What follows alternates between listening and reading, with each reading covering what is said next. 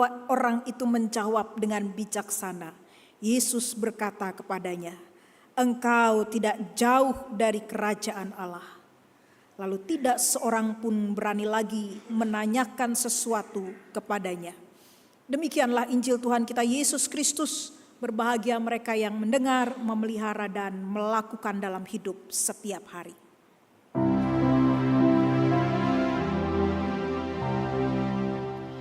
Sabdamu abadi, suluh langkah kami yang mengikutinya, hidup sukacita. Bapak Ibu Saudara-saudara yang dikasihi oleh Tuhan Yesus Kristus, apa kabarnya? Luar biasa atau biasa-biasa saja? Atau mulanya biasa saja tetapi kemudian menjadi luar biasa? Bapak Ibu ada di posisi yang mana? Luar biasa ya, berarti ibadah ini juga merupakan sesuatu yang luar biasa bagi Bapak Ibu Saudara sekalian. Amin. Amin. Oke, nah sekarang pertanyaan saya, selama Bapak Ibu beribadah atau berbakti begitu ya, apa yang Bapak Ibu rasakan? Halo? Saya menikmati ibadah pada sore hari ini atau pada hari ini begitu ya, saat ini. Kenapa? Ya saya melihat seperti yang tadi Bu Lydia sampaikan atau Penatua Lydia sampaikan, wajah-wajahnya penuh dengan kegembiraan, seolah-olah tiada beban. Apa mungkin karena ini tanggal-tanggal muda begitu? Oh betul, gitu ya. Jadi wajahnya penuh dengan sukacita, ringan, salibnya untuk sementara tidak harus dipikul begitu ya, bebannya terasa ringan. Situ. Ya, apalagi saya memperhatikan ada beberapa anggota jemaat yang badannya itu seolah-olah ringan gitu ya. Jadi goyang sana, goyang sini, jadi enjoy sekali menikmatinya. Ibadah itu. Nah, ibadah kalau dinikmati itu terasa ringan, dia bukan sebagai sebuah beban. Begitu ya. Jadi Bapak Ibu menikmati ibadah hari ini, tergantung nanti khotbahnya lama atau pendek begitu ya. Saya akan menikmati kalau misalnya khotbahnya enggak berat-berat amat begitu ya. Nah, selama kita mengikuti atau merayakan ibadah, apa yang berdampak atau pengaruh yang seperti apa dialami oleh Bapak Ibu sekalian? Apa dampaknya begitu ya? Di dalam kehidupan Bapak Ibu sekalian. Ibadah yang kita jalani baik secara komunal, ini komunal bersama-sama dalam sebuah persekutuan, dalam sebuah kebaktian. Ataupun secara pribadi itu dampaknya apa yang sangat terasa dalam diri Bapak Ibu sekalian. Adakah yang mau bercerita sedikit? Apa dampak dari ibadah yang Bapak Ibu jalani selama ini? Atau enggak ada dampaknya sama sekali? Ada tidak? Ada. Apa? Ada damai. Oke, ada damai. Yang kedua, yang lainnya ada apa? Ada sukacita? Ya kurang lebih begitulah gitu ya, itu. Bapak Ibu, ini tema kita pada minggu pertama bulan November ini.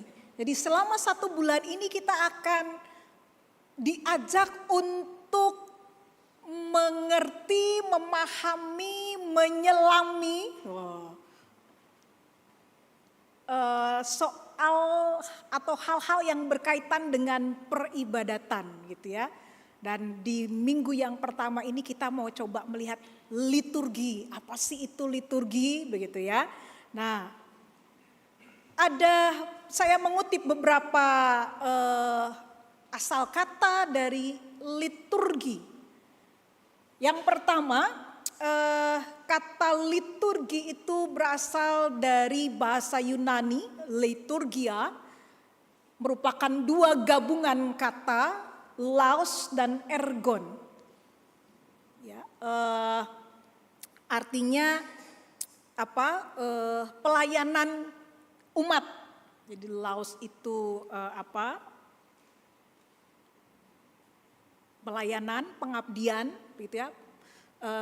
Pekerjaan yang dilakukan bersama-sama dengan umat atau publik. Jadi lebih kepada sebelum abad 17 dan 18, kata ini lebih mengarah kepada pekerjaan publik, ya, pengabdian kepada negara yang dilakukan oleh anggota masyarakat atau warga negara. Tetapi setelah abad ke-18 begitu, kata ini kemudian diberi makna yang berkaitan dengan peribadatan di dalam kekristenan seperti itu. Lalu dari bahasa Arabnya dan bahasa Ibraninya itu ada avodah atau ibadah. Ya. Jadi liturgi itu berbicara tentang hal-hal yang berkaitan dengan ibadah atau peribadatan. Bahasa Inggrisnya worship. Atau dari kata worthy and ship yang itu sekali lagi dua gabungan, dua kata yang artinya dalam bahasa Inggris worship itu sesuatu yang layak untuk dilakukan. Jadi ibadah yang kita lakukan itu adalah sesuatu yang memang layak untuk dilakukan oleh umat.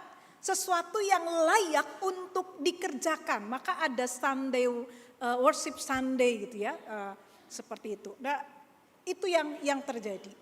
Lalu dalam bahasa Sanskerta kata ibadah itu atau liturgi itu kebaktian atau bakti dalam bahasa Sanskerta. Menunjuk sekali lagi dari 4 kata ini, asal kata liturgi semuanya merujuk pada satu hal, yaitu pelayanan atau melayani. Jadi kalau kita beribadah berarti kita sedang berpelayanan, ya, atau kita sedang melayani. Siapa yang berpelayanan? Kita semua. Dan siapa yang dilayani? Ya, 2, kita melayani Tuhan di dalam ibadah itu, dan juga kita dipandu. Ya, jadi kalau kita melihat, jadi ini secara etimologis ya asal katanya. Tetapi kalau kita melihat keempat rangkaian kata ini, maka dalam tradisi Kristen liturgi adalah ibadah resmi yang dilakukan umat kepada Tuhan secara komunal maupun pribadi. Komunal itu bersama-sama seperti sekarang ini. Pribadi itu kalau Bapak Ibu bangun pagi berdoa, membaca firman, bersaat teduh, itu ibadah yang dilakukan secara pribadi. Dan di dalam ibadah itu ada aktivitas atau kegiatan-kegiatan atau urutan-urutan yang kita lakukan. Misalnya tadi votum kemudian disambut dengan salam. Kenapa ada votum? Karena kita menyadari ibadah itu diprakarsai oleh Allah sendiri. Panggilan untuk berbakti itu datang dari Allah dan kita umat menyambut panggilan itu. Maka kita datang begitu ya. Seperti itu. Ibadah yang kita lakukan bahwa tertuju kepada Tuhan, tetapi juga karena komunal, itu berarti menyapa saudara-saudara yang menjadi bagian dari ibadah itu. Maka tadi ada salam damai, ya, itu sapaan. Damai Tuhan besertamu dan besertamu juga. Lalu kemudian kita saling bersalaman setelah menyambut anugerah Tuhan dan seterusnya. Seperti itu. Nah, jadi dari sini kita melihat apa itu liturgi, yaitu ibadah, kebaktian, worship yang kita tujukan kepada Tuhan dalam persekutuan bersama dengan saudara-saudara seiman. Tujuannya apa? Ibadah ini menjadi ekspresi iman kita akan keselamatan yang Tuhan telah anugerahkan, sekaligus juga sebagai sarana pembentukan hidup spiritual kita yang diperagakan. Ya.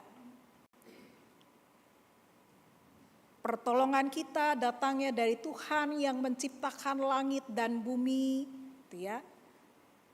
Sebelumnya dibuka dengan perarakan, prosesi, ya. Kalau di beberapa tradisi liturgis, maka Alkitab dan lilin itu diarak bersama-sama, ya, dibawa bersama-sama, dan kemudian para pelayan ibadah ada di belakangnya. Perarakan itu bukan untuk menghormati para pelayan, tetapi kita mau menyambut anugerah Tuhan, kita mau membuka diri terhadap firman Tuhan, dan kita mau diterangi oleh firman Tuhan. Itu makna prosesi yang dilakukan. Jadi kalau dulu orang masuk bersama-sama, kalau sekarang kan diwakili begitu ya, seolah-olah seperti itu. Nah, umat berdiri dalam prosesi itu, kita berdiri karena kita mau menyambut sabda Tuhan yang memperbaharui, yang meneguhkan, dan kemudian memanggil kita, mengutus kita, dan karena itu ada urutan-urutannya. Supaya apa? Supaya ibadah berjalan dengan tertib.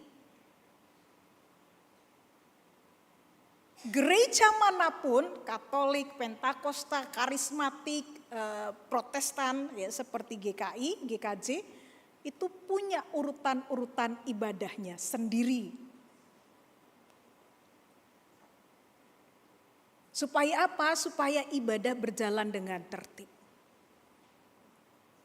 Tidak serampangan dan tidak sembarangan. Kenapa kalau GKI, GKJ begitu, atau gereja Katolik ada liturgi, ada kegiatan-kegiatan atau aktivitas-aktivitas yang diperagakan dalam ibadah itu. Ya. Misalnya ketika pelayan ibadah, pelayan firman mengatakan damai Tuhan besertamu, itu ya. Berarti kita diajak untuk bersalaman, diajak untuk berdamai, seperti itu. Kemudian ketika di akhir ibadah pelayan firman menyampaikan berkat, kita meyakini bahwa penyertaan Tuhan akan menyertai kita, tetapi sekaligus itu adalah sebuah pengutusan misalnya. Jadi ada urutan-urutan yang kita rasakan, dan itu menjadi ekspresi dari apa yang kita imani dan kita hayati. Ketika Allah mengatakan pelayan firman, pertolongan kita adalah di dalam nama Tuhan, kita meyakini ibadah itu sekali lagi adalah inisiatif Allah yang memanggil dan umat merespon. Disitulah ekspresi kita. Kemudian ada penyesalan, ada pengakuan dosa tadi ya, kita diajak untuk langsung mengakui dosa, tetapi juga sekaligus kita merasakan Allah yang penuh dengan kasih, kita menyambut anugerah Tuhan.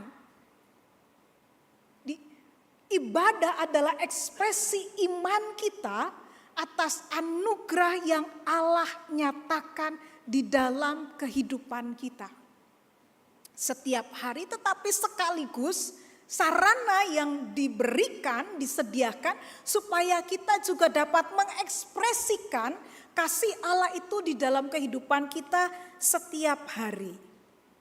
Bapak Ibu saudara-saudara yang dikasihi oleh Tuhan Yesus Kristus, bacaan kita mau mengingatkan kita sekali lagi, selain ekspresi iman, Apa sih yang mau dihadirkan dalam ibadah yang kita jalani, yang kita ikuti, yang coba kita nikmati? Markus 12 ayat 28 sampai dengan ayat yang ke-34 itu dilatar belakangi oleh sebuah pertemuan atau ada di dalam sebuah pertemuan di mana Yesus bertemu dengan seorang ahli Taurat. Nah, siapa ahli Taurat itu? Mereka adalah orang-orang yang terpelajar dalam hukum Taurat. Mereka adalah orang-orang yang memiliki otoritas untuk menafsirkan seluruh hukum yang ada. Itu ahli Taurat, ya. Nah, dalam perjumpaan itu mungkin ada di sekitar bait Allah atau ada di dalam bait Allah, seorang ahli Taurat bertanya kepada Yesus bukan karena dia tidak tahu sama sekali apa maknanya, apa artinya menghidupi hukum Taurat. Pertanyaan yang diajukan adalah pertanyaan yang ingin menguji seberapa jauh sih pengetahuan Yesus tentang perintah Allah, begitu ya. Sedalam apa sih pemahaman Yesus tentang hukum Taurat itu? Kalau ada sesuatu yang salah, maka itu kesempatan untuk menyalahkan Yesus. Jadi pertanyaan itu adalah pertanyaan yang menjebak. Di samping itu, pertanyaan yang diajukan oleh ahli Taurat ini adalah pertanyaan yang dilatar belakangi oleh rasa iri, dilatar belakangi oleh rasa ketidaksukaan terhadap Yesus. Karena nama Yesus itu mulai meroket, mulai naik, bahkan mungkin sudah populer. Dan ahli-ahli Taurat ini, ahli-ahli agama ini merasa sebentar lagi kita disingkirkan nih. Semakin hari semakin banyak yang mengikut Yesus, semakin hari semakin banyak orang yang menyukai apa yang diajarkan dan apa yang dilakukan oleh Yesus. Karena itu pertanyaan ini muncul, guru, hukum yang terutama itu yang seperti apa dan bagaimana bunyinya, ya. Maka Yesus memberikan jawaban yang tegas dan lugas atas pertanyaan ahli Taurat itu.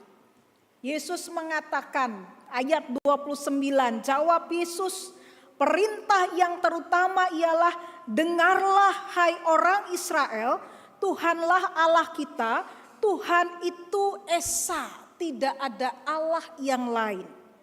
Ya. Karena itu kasihilah Tuhan Allahmu dengan segenap hatimu, dengan segenap jiwamu, dengan segenap akal budimu, dengan segenap kekuatanmu. Dan hukum yang sama dengan itu ialah kasihilah sesamamu, ya, manusia seperti dirimu sendiri. Kasihilah Tuhan Allahmu dengan segenap hati, jiwa, akal budi, dan kekuatan. Dan hukum yang terutama, yang kedua, yang sama dengan itu adalah mengasihi sesama manusia seperti diri sendiri. Bapak Ibu, kalau saya tanya, sebutkan 3 orang yang paling Bapak Ibu sayangi, Bapak Ibu akan menjawab siapa?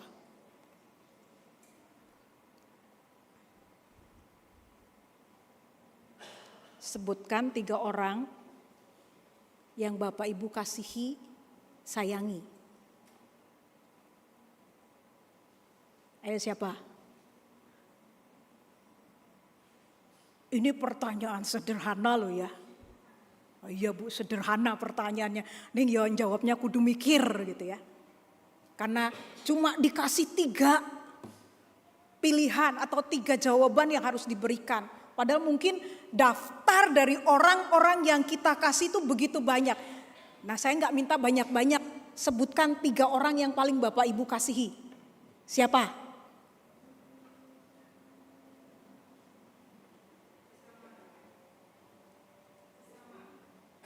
Sesama. Sesama itu kan 3. Sesama istri dan anak. Setuju Bapak Ibu? Oh iya setuju. Luar biasa itu ya yang setuju. 100 untuk yang berkata setuju. Masa kalah sih sama anak kecil, Bapak Ibu setuju? Sesama istri, tadi siapa? Atau pasangan hidup ya? Sesama pasangan hidup, terus? Atau di dalam sesama itu ada istri, suami, orang tua, anak atau cucu? Udah 4 gitu ya. Ya begitulah. Betul ya?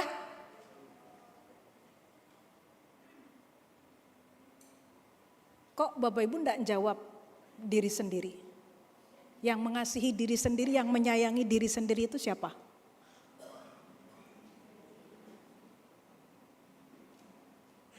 Bapak Ibu menjawabkan, orang yang kita sayangi, ya, bisa istri, bisa suami, bisa orang tua, gitu ya, bisa anak, kakak, saudara, adik, begitu kan?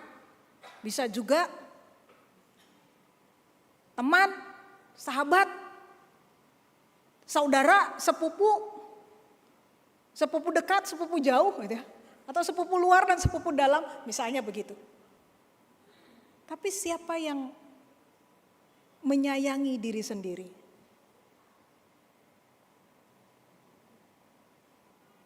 Gak ada ya? Gak ketemu. Ya. Padahal Yesus bilang, kasihilah sesamamu seperti dirimu sendiri. Itu berarti kita dipanggil pertama-tama untuk merawat, memelihara, menyayangi diri kita. Lah gimana kita bisa sayang kepada orang lain, mengasihi orang lain, mengasihi sesama kalau kita tidak sayang dulu dengan diri kita sendiri.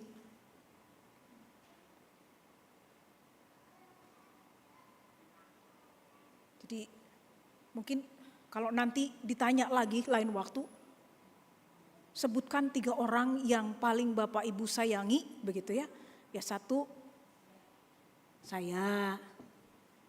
Yang kedua bisa yang sesama itu ya, sesama itu bisa yang lain. Sesama itu bisa anggota keluarga dan kemudian sesama itu bisa yang berada di luar anggota keluarga kita. Dengan apa? Ya dengan segenap hati, dengan segenap jiwa, dengan segenap akal budi, dengan segenap kekuatan kita.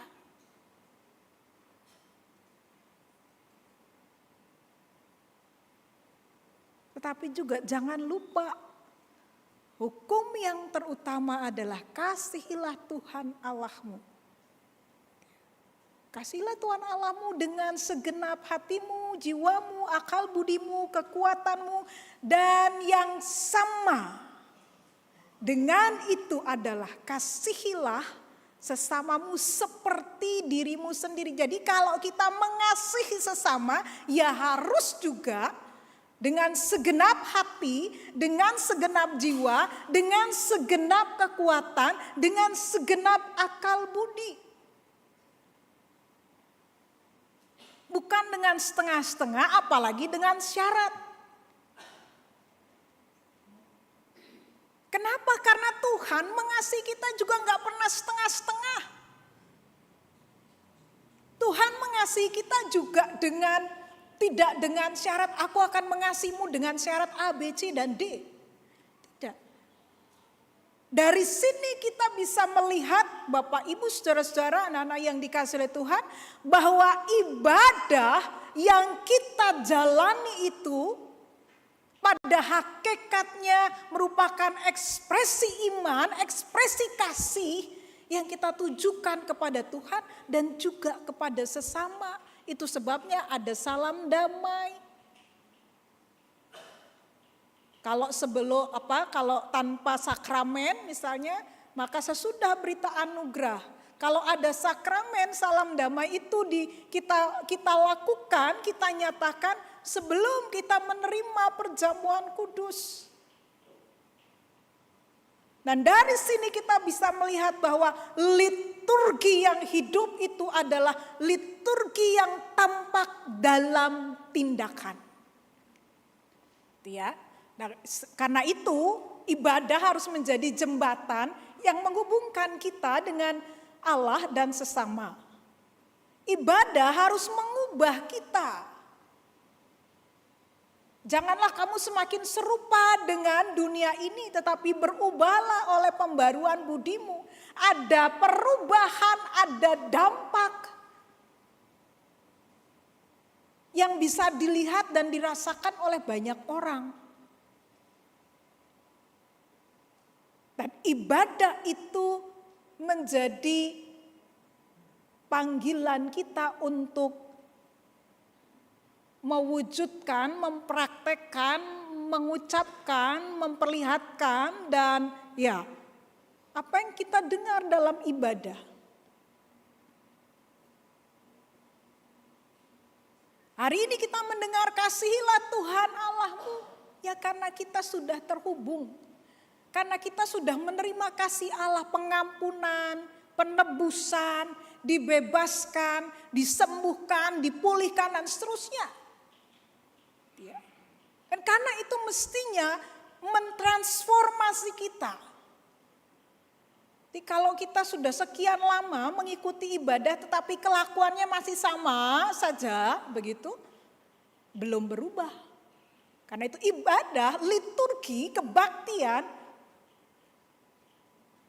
menjadi jembatan, tetapi juga harus mengubah dan memanggil kita. The liturgy after liturgy. Ini kita sedang menjalankan liturgi. Ada hal-hal yang kita lakukan di sini. Tetapi apa yang kita lakukan ini di sini nggak boleh berhenti di sini, harus keluar. Karena itu ada pengutusan, pergilah Anda diutus, keluarlah, gitu ya. Apa yang tadi saya lihat, apa yang tadi saya dengar dalam ibadah ini, itu kita hidupi dalam kehidupan kita sehari-hari. Bukan berhenti di tempat ini. Ibadah yang kita jalani menjadi jembatan bagi kita untuk terhubung dengan Allah dan dengan saudara-saudara seiman. Mengajak kita untuk bertransformasi, harus ada dampak dong, ya, yang dihasilkan, ada buah yang dihasilkan, dan ada kesediaan untuk pergi, diutus. Ada kemauan untuk melakukan. Gimana caranya? Ya. Nah, kalau kita berbicara tentang kasih Bapak Ibu saudara-saudara, kalau ibadah adalah sebuah perayaan tentang kasih Allah untuk diwujudkan dalam tindakan sehari-hari, maka nyatakan itu. Ya. Contohnya gitu ya. Menerima, menghargai. Apa sih yang orang lihat pertama kali dari kehidupan kita?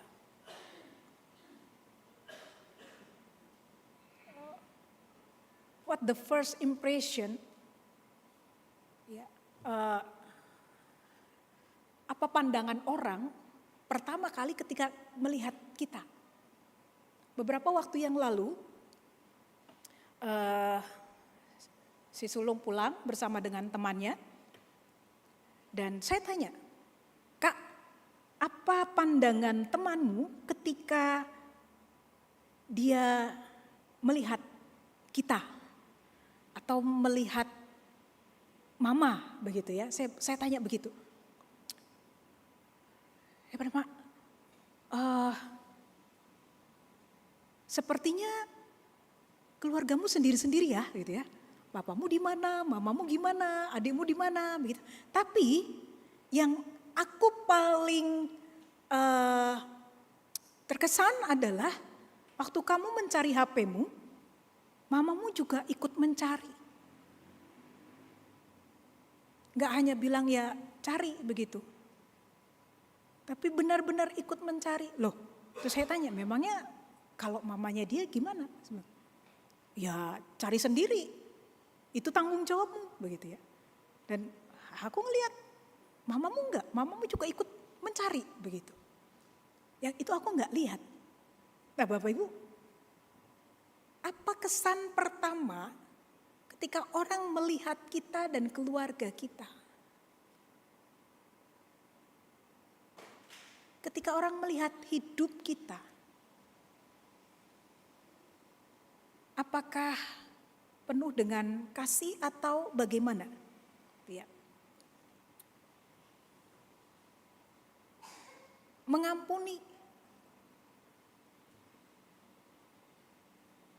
Itu setiap ibadah kita pasti akan melakukan itu. Entah apakah itu sungguh-sungguh lahir dari hati yang paling dalam atau hanya sekedar ritual gitu. Tetapi peragaan untuk menerima, peragaan untuk mengampuni itu kita lihat dalam ibadah kita dan itu harus nyata dalam tindakan. Kalau di dalam gedung gereja saja kita mau bersalaman dengan orang yang mungkin tidak kita kenal, lah mestinya di luar, di tengah-tengah keluarga kita pun mau mengulurkan tangan. Ya, Papa mengampuni kamu, Papa memaafkan kesalahanmu, maafkan juga kesalahan Papa atau kesalahan Mama. Maafkan kalau tadi Mama atau Papa berkata keras terhadap kamu atau kasar. Itu harus terlihat. Dan dengan demikian kita benar-benar menghidupi liturgi itu. Merayakan ibadah itu. Menjadi sebuah perayaan yang mendatangkan kegembiraan, memberikan kelegaan, menguatkan dan menopang. Ibadah atau liturgi yang dirayakan tidak hanya di tempat ini, tetapi sesungguhnya ada di dalam kehidupan kita setiap hari. Tuhan memberkati. Amin.